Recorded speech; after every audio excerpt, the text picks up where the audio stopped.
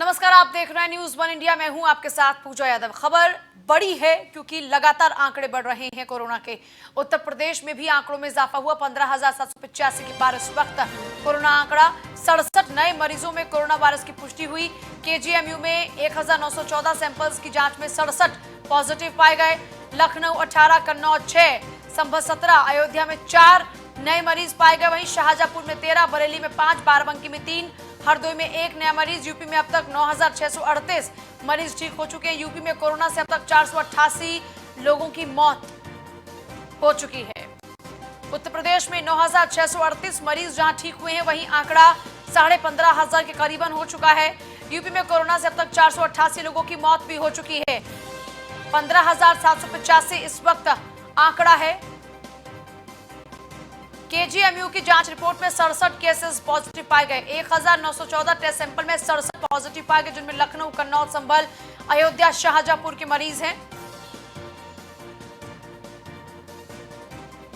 बरेली 5, बाराबंकी 3, हरदोई में 1 नया मामला। 9,638 मामले जहां ठीक हो चुके हैं, तो वहीं 488 लोगों की जान भी इसी कोरोना के चलते उत्तर प्रदेश में जा चुकी है। मरीजों की संख्या 15,785, 488 लोगों की मौत हो चुकी है। अब तक उत्तर प्रदेश में 67 नए मामले और सामने आए हैं। खबर हाथरस से, जहां 14 लोगों की रिपोर्ट कोरोना पॉजिटिव पाई गई। अब तक कोरोना से 110 लोग संक्रमित हो चुके हैं। हाथरस में कोरोना पॉजिटिव व्यक्ति के जिले में है 68, 40 लोग ठीक हो चुके हैं। 2 लोगों की उपचार के दौरान मौत हो चुकी है। जनपद के कई इलाकों को हॉटस्पॉट में तब्दील किया गया। हाथरस में लगातार बढ़ रहे कोरोना के मरीज, कोरोना पॉजिटिव केस लगातार बढ़ रहे हैं। इस बीच संक्रमित 40 ठीक होकर जा चुके हैं। 2 लोगों की उपचार में मौत भी हो चुकी है। और वहीं कानपुर में 38 नए केसेस सामने आए हैं। अब तक 879 लोगों में कोरोना संक्रमण, 481 लोग अब तक रिकवर हो चुके हैं, जबकि 34 लोगों की मौत अकेले कानपुर में हो चुकी है कोरोना से। 879 लोगों में कोरोना संक्रमण, 481 लोग जहां रिकवर हो चुके हैं, तो बाकी अभी रिकवरी मोड पर है, जबकि 34 लोगों की मौत कानपुर में ही हो चुकी है कोरोना के चलते।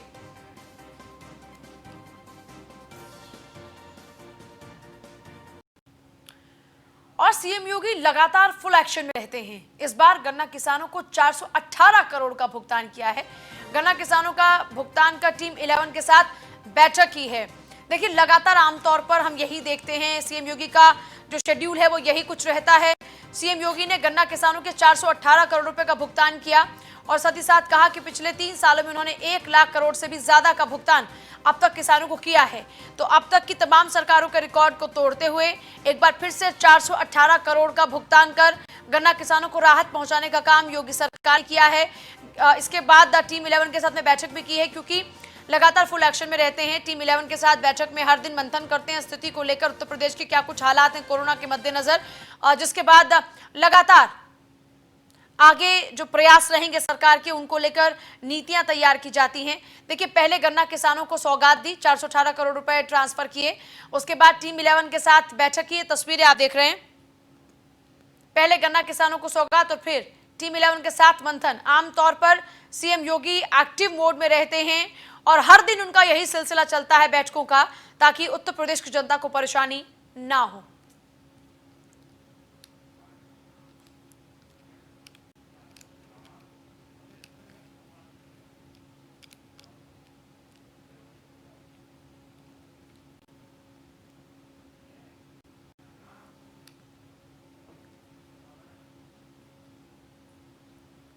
योगी सरकार ने सभी सरकार के रिकॉर्ड्स को तोड़ा है। सीएम योगी ने गन्ना किसानों को 418 करोड़ का भुगतान किया और इस भुगतान के साथ साथ उन्होंने क्या कुछ कहा प्रदेश की जनता से, सुनिए।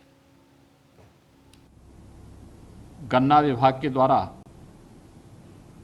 गन्ना किसानों के अब तक के 1 लाख करोड़ से अधिक की धनराशि का सीधा भुगतान करने के लिए हृदय से बधाई देता हूं और साथ ही साथ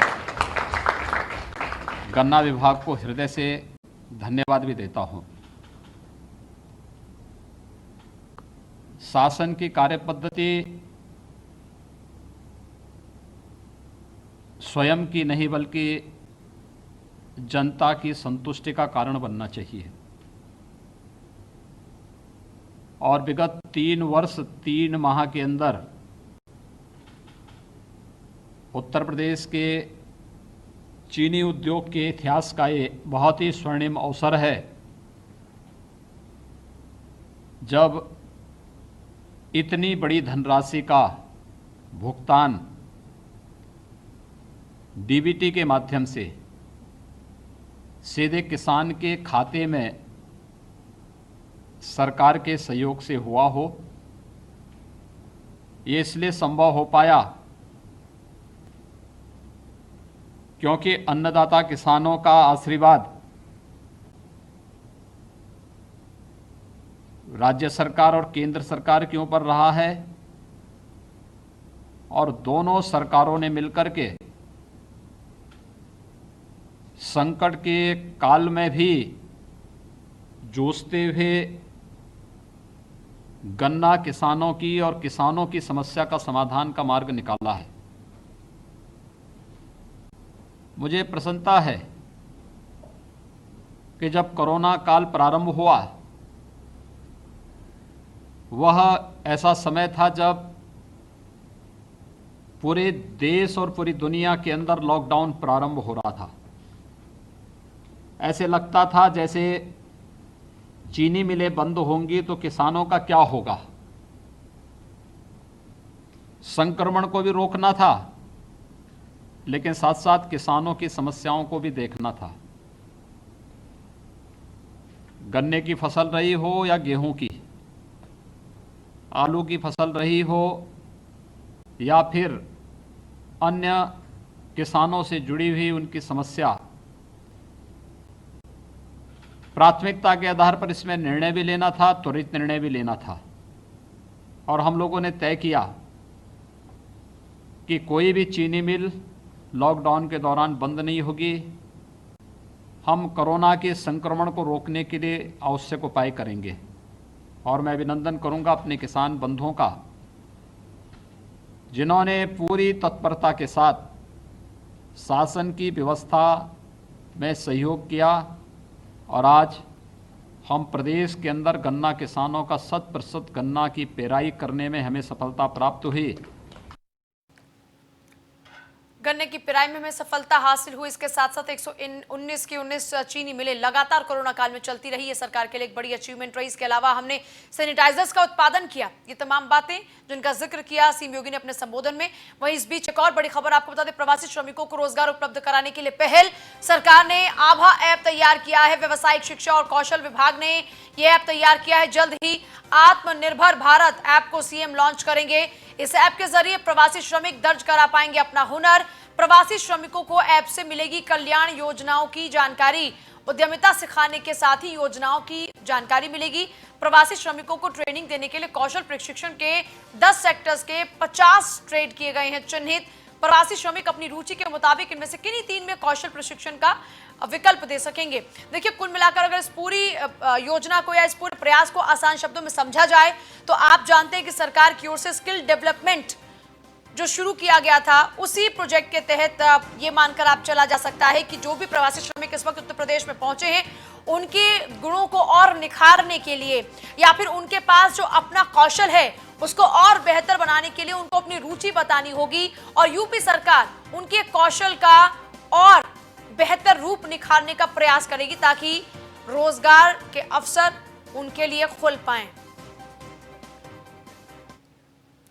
देश की रक्षा में गलवान घाटी में अपनी जान न्यौछावर करने वाले अमर शहीद नायक दीपक सिंह का पार्थिव शरीर आज वायुसेना के विशेष विमान AN-32 के द्वारा मध्य कमान और उत्तर मध्य कमान के प्रयागराज बमरौली हवाई अड्डे पर लाया गया, जहां से सेना के वाहन द्वारा मिलिट्री हॉस्पिटल में गार्ड ऑफ ऑनर के लिए उनका पार्थिव शरीर लाया गया। यहां पर उत्तर मध्य कमान के commanding officer major general Lamba के साथ तमाम अधिकारियों ने उन्हें श्रद्धांजलि अर्पित की, जिसके बाद शहीद नायक दीपक सिंह के पार्थिव शरीर को सेना के अधिकारियों के नेतृत्व में सड़क मार्ग से रीवा जिले के मनगावा में उनके गांव पहुंचाने के लिए पूरे सम्मान के साथ इंतजामात किए गए थे और पूरे सम्मान के साथ में उनकी इस अंतिम यात्रा को निकाला गया। ये तस्वीरें आप देख रहे हैं, प्रयागराज की ये तस्वीरें हैं जहां पर गार्ड ऑफ ऑनर दिया गया। उसके साथ साथ शहीद नायक दीपक सिंह के पार्थिव शरीर को उनके घर पहुंचाया गया। पूरे सम्मान के साथ में उनकी अंतिम यात्रा निकाली गई।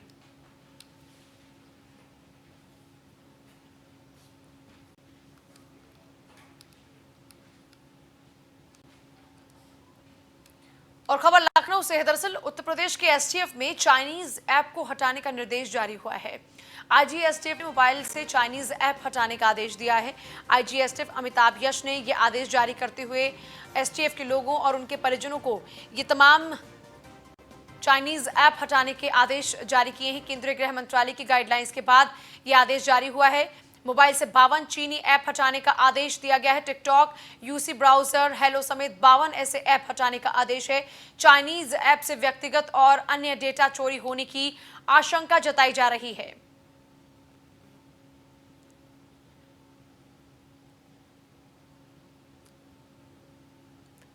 पश्चिमी यूपी में मॉल खोलना एक जूनियर अधिकारी को भारी पड़ गया। महिला आईएएस ऑफिसर ने अपनी जूनियर अधिकारी को आदेश दिया था। एनसीआर में तैनात महिला आईएएस ऑफिसर ने मेकअप किट लाने का ऑर्डर दिया। नोएडा के मॉल से मेकअप किट लाने के लिए जूनियर ऑफिसर को ऑर्डर दिया गया। मेकअप किट का रेट सुनकर जूनियर ऑफिसर हुई गर्मी में ठंडी। अपने साथी अधिकारियों से अधिकारी कह रही हैं, कहां से अरेंज हो मेकअप किट के लिए 2 लाख। ईमानदार सीएम के कार्यकाल में भी वरिष्ठ आईएएस ऑफिसर जूनियर ऑफिसर से बेगारी करा रहे हैं, शोषण सहने को मजबूर हैं। जूनियर ऑफिसर पश्चिमी उत्तर प्रदेश के अफसरों में आजकल कानाफूसी हो रही है। सोशल मीडिया पर यह मैसेज वायरल हो रहा है। देखिए, हैरत की बात है, आईएएस ऑफिसर एक कितना बड़ा पद। दूसरी बात यह कि जिस पद की शपथ लेने के दौरान में यह शपथ ली जाती है कि देश के हित में कार्य होगा, वहां पर इन लोगों को मुफ्तखोरी की आदत पड़ जाती है। खबर है मुजफ्फरनगर से। युवक की पीट कर हत्या हुई। प्रेम प्रसंग के चलते हत्या की आशंका। पड़ोस में रहने वाले युवक की हत्या घर बुलाकर लाठी डंडों से पीट कर दी गई। हत्या की घटना से क्षेत्र में इस वक्त सनसनी फैल गई है।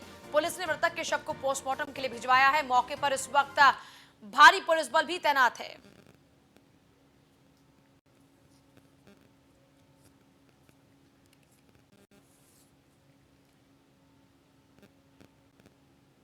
साढ़े 3 बजे 4 बजे के आसपास ईश्वर का लड़का मीमल मेरे घर पे आया। छोटा लड़का बाहर बैठक में सो रहा था, उसे बुला कर ले गया। हमें कुछ नहीं पता था। फिर थोड़ी बहुत देर के बाद हमें शोरगुल पता चला। गांव के जो मोहल्ले वाले उन्होंने बताया ऐसे ऐसे बात होगी। ललित ने उसकी गर्दन पर पैर टेक रखा था। ललित की वजह से उसके प्राण निकले। देशराज और मीमल और ईश्वर और उसके सलेख के लड़के, ये सारा कुंड बताओ वो अकेला था बेचारा। इन्होंने मिलकर उसे मारा। हत्या कारण पता नहीं। जो तो हमें पहले उसकी लड़की ने उसके एक आधे फिर बुलाया उसे अपने दोनों अपनी लड़की, उसकी लड़की के साथ उसका कुछ होता है। नाम उसका ज्योति है, जो ईश्वर की लड़की है। ज्योति व नगर पालिका में पढ़ है। सुबह 3:30 बजे 4 बजे के आसपास ईश्वर का लड़का मीमल मेरे घर पे आया। छोटा लड़का बाहर बैठक में सो रहा था, उसे बुला कर ले गया। हमें कुछ नहीं पता था। फिर थोड़ी बहुत देर के बाद हमें शोरगुल पता चला। गांव के जो मोहल्ले वाले उन्होंने बताया ऐसे ऐसे बात होगी। ललित ने उसकी गर्दन पर पैर टेक रखा था। ललित सचिन जौहरी हमारे साथ, हमारे संवाददाता। सचिन, क्या अपडेट है फिलहाल पूरे मामले को लेकर? देखिए, ये घटना घटी है, एक प्रेम प्रसंग से जुड़ा हुआ ये मामला है। इस पूरे मामले में अब पुलिस ने तहरीर ले ली है, मुकदमा दर्ज कर लिया है। जो आरोपी है उनकी धरपकड़ के प्रयास शुरू कर दिए हैं और पुलिस लगातार दबिश दे रही है। जी अच्छा, ये पूरा विवाद कैसे शुरू हुआ? क्योंकि आपने बताया प्रेम प्रसंग का मामला था, तो कैसे इस पूरी वारदात को अंजाम दिया गया, इसको लेकर कुछ ज्यादा खुलासे पुलिस अभी तक कर पा रही हो? देखिए, आपको बता दूं, एक ही गली के दोनों रहने वाले हैं और ये राजन नाम का लड़का है, 20-22 साल का। ये गली में ही एक लड़की से सहजातीय है, उनसे प्रेम करता था। और बताया जा रहा है कि आज सुबह लड़की के पिता और भाई उसको घर से बुलाकर लेकर गए और घर ले जाकर इसकी हत्या कर दी है। पीट कर पूरे परिवार के लड़कों ने, जो भी इनके इससे रंजिश रखते हैं, सबने उसके साथ मारपीट की है और उसकी हत्या की है। जी बहुत शुक्रिया आपका फिलहाल तमाम जानकारी के लिए।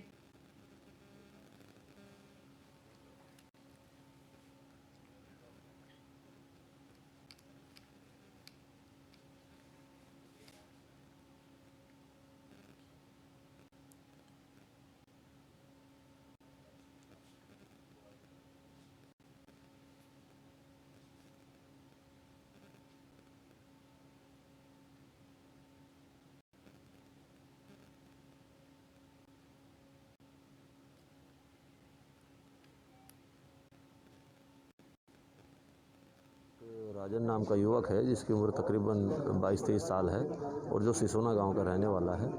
और अभी सुबह जानकारी मिली है कि वो जो है पड़ोसी की छत पे उसका शव पड़ा हुआ है। तो जानकारी अभी जो जिसके घर पे मिला है उनका कहना है कि चोरी करने के उद्देश्य से आया था, परंतु मामला कुछ इसमें कुछ और ही है। जो अभी तो संदेहास्पद है मामला, संदेह की इसमें वो है, कुछ प्रेम प्रसंग का मामला प्रतीत होता है और उस एंगल को लेकर भी पुलिस जांच कर रही है। आमने सामने घर है इनके, तो चोरी का हाँ, वो मामला नहीं प्रतीत होता है क्योंकि दोनों का आपस में काफ़ी घनिष्ठ संबंध भी है, आना जाना भी है। जो जानकारी की गई तो पता चला कि दोनों की बहुत अच्छी दोस्ती भी है और जो मृतक है वो इन्हीं के साथ काम भी करता था, इन्हीं के ट्रैक्टर ट्रॉली पे काम करता था।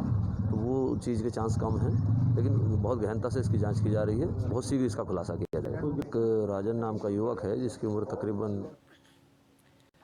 खबर है रायबरेली से। नाजिर की हिटलरशाही चपरासी से पैर दबवाना कैमरे में कैद हो गया। कलेक्ट्रेट परिसर के नजारत ऑफिस में चपरासी से पैर दबवाए गए। शराब के नशे में धुत नाजिर चपरासी से पैर दबाते इन जनाब को जरा देखिए। डीएम ऑफिस के सामने है नाजिर पवन श्रीवास्तव का कार्यालय। पूरे मामले में जिम्मेदारों ने साधी है चुप्पी। देखिए कैसे चपरासी से यहाँ पूरी सेवा ली जाती है, जैसे चपरासी जन सेवा के नहीं, इन साहब की सेवा के लिए तैनात हो। कलेक्ट्रेट परिसर में ये क्या हो रहा है? शराब के नशे में धुत नाजिर चपरासी से देखिए कैसे पैर दबवा रहा है। एक बुजुर्ग चपरासी जो कि इन साहब के पैर दबा रहा है। रोहित मिश्रा हैं हमारे साथ, हमारे संवाददाता। रोहित, क्या कुछ ज्यादा जानकारी फिलहाल?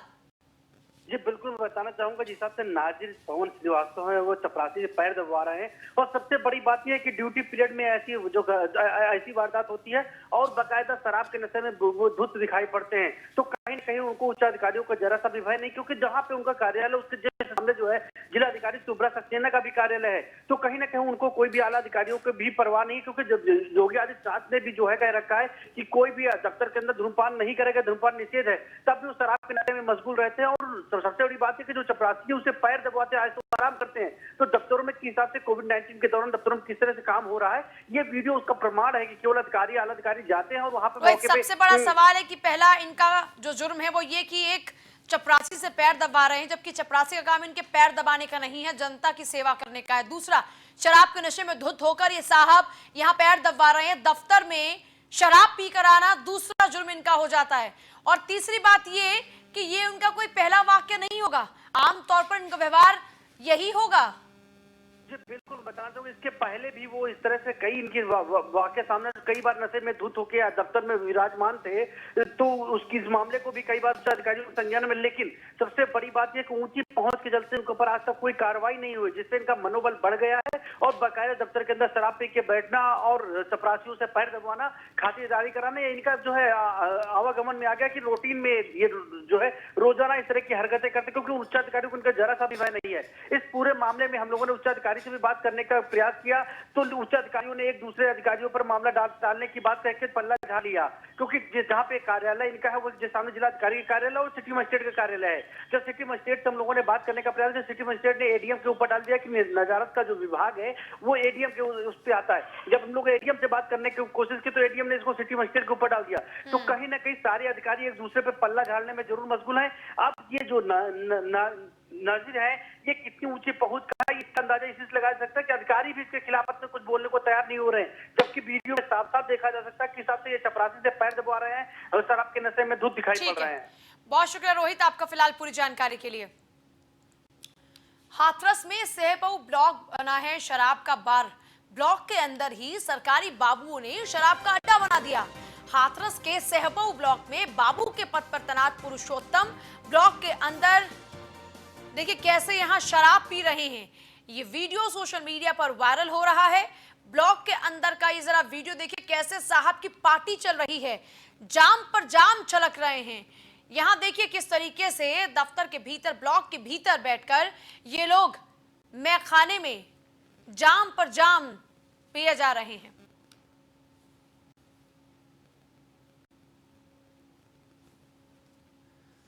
खबर कानपुर से है, जहां लोकल के लिए वोकल हुए मूर्तिकार स्वदेशी को बढ़ावा देने के लिए काम शुरू कर दिया।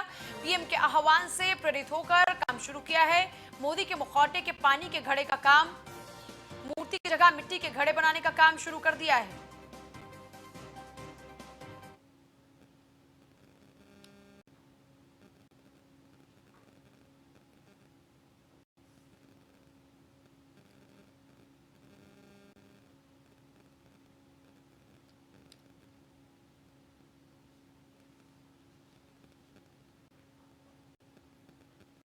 हमारा बचपन ही यही हो गया, मटका बनाते बनाते, मूर्ति मटका सब बनाते बनाते। आपकी घड़े के चक्कर में आपकी लॉकडाउन लगा मेरा, तब का घड़ा की सेल कम हो गई थी। तो इसी चक्कर हमने बनाया कि चलो एक घड़ा बनाते कि मोदी जी का, कि एक तस्वीर लगाते कि मोदी जी का घड़ा पानी पीजिए। और इस चक्कर में बनाया कि चलो घड़ा हमारा सेल हो जाए। और मोदी जी की यह है कि एक तस्वीर लगा दी कि फ्रिज का पानी बंद है और घड़े का पानी पीजिए, ठंडा पानी ना पीजिए। इसी में हमने ऐसा घड़ा बनाया कि टोटी वाला, और मोदी जी का चेहरा हमने बनाया मेहनत से कि हम बन के देखे तो बना ट्राई करते हैं। पहली बार बनाया तो ट्राई अच्छा गया। जहां पूरा देश चीन की कायराना हरकत पर नाराज नजर आया, वहीं अमेठी व्यापार मंडल ने चीन के विरोध में चीन के राष्ट्रपति शी जिनपिंग की फोटो को फूंककर विरोध प्रदर्शन किया और मोमबत्ती जलाकर 10 मिनट तक मौन रहकर शहीदों को श्रद्धांजलि दी। अमेठी व्यापार मंडल ने विरोध किया, चीन के खिलाफ प्रदर्शन किया, शी जिनपिंग का पुतला फूंका, शहीदों को भी श्रद्धांजलि दी। ये तस्वीरें आप देख रहे हैं, अमेठी की ये तस्वीरें हैं। आप देखिए किस तरह से पूरे देश में इस वक्त चीन के खिलाफ में नाराजगी जाहिर की जा रही है। शहीदों को श्रद्धांजलि दी गई और साथ ही साथ शी जिनपिंग का जो पुतला है वो लोगों ने फूंका यहां पर नाराजगी स्वरूप, क्योंकि जो कायराना हरकत चीन ने की है और जिस तरह से अभी भी अपनी हरकत से बाज नहीं आ रहा है, अब भी अपनी सीमा में प्रवेश नहीं कर रहा है, बातचीत का दौर लगाता जारी, लेकिन अभी सुधर नहीं रहा चीन। इस बीच व्यापार मंडल की ओर से अलग अलग जिलों से तस्वीरें आ रही हैं विरोध की। आज उद्योग व्यापार मंडल जनपद अमेठी द्वारा ये सीमा पर जो चीन और भारत के बीच अपने देश के बीच विवाद छिड़ा है और हमारे भारत माता के सपूत हमारे जवानों को जिन्होंने जो शहीद हुए हैं उनके लिए हम लोग सर्वप्रथम श्रद्धांजलि अर्पित करते हैं, श्रद्धा सुमन। और चीन को ये संदेश देना चाहते हैं कि जितने भी चीनी सामान हैं हम सभी व्यापारी व्यापार मंडल के पदाधिकारी जन जन तक जा कर के ये पहुंचाएंगे संदेश व्यापारियों में कि चीनी सामान का बहिष्कार हो, ना हम लाएंगे और ना हम बेचेंगे, जिससे कि चीन की इस आर्थिक कमर तोड़ी जा सके।